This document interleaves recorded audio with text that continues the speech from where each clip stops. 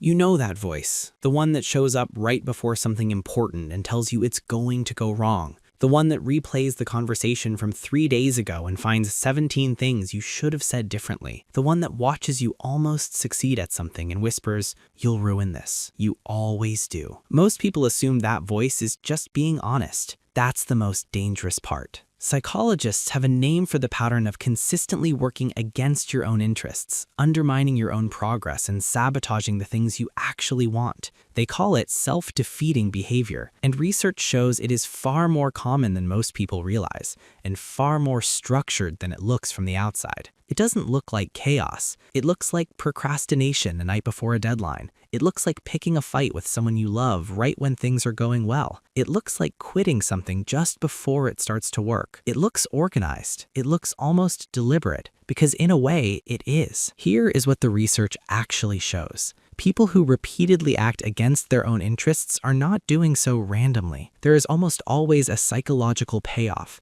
something the self-defeating behavior is protecting them from. The most common one is fear of failure. If you never fully try, you can never fully fail. The incomplete attempt becomes a permanent safety net. You didn't fail, you just didn't finish. But there is a second payoff that is harder to see: fear of success. Some people have a deeply held belief, usually formed very early in life, that good things are not for them, that success will be taken away, that being visible means being vulnerable. So when something starts going well, the internal alarm goes off, and the brain, trying to protect you from anticipated disappointment, quietly dismantles the thing you built. There's a name for this too. Psychologist Gay Hendricks called it the upper limit problem. The idea that each person has an internal thermostat set to a certain level of happiness, success, or love, and when life exceeds that level, the brain finds a way to bring it back down. An argument out of nowhere, a sudden bout of self-doubt at the worst possible time,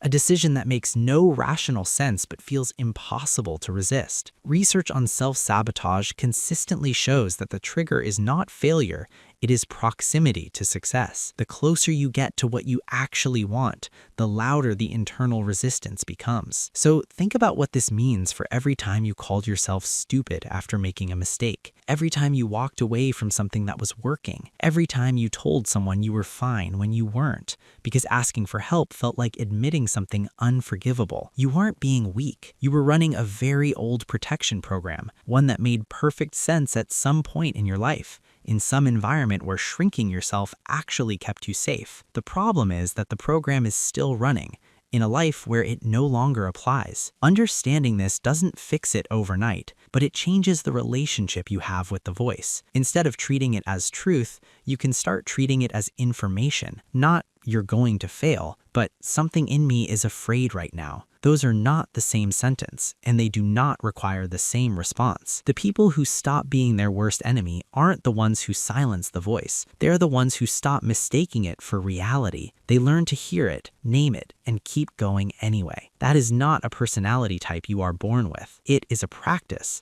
and it starts the moment you recognize what the voice is actually doing. If this hit close to home, subscribe.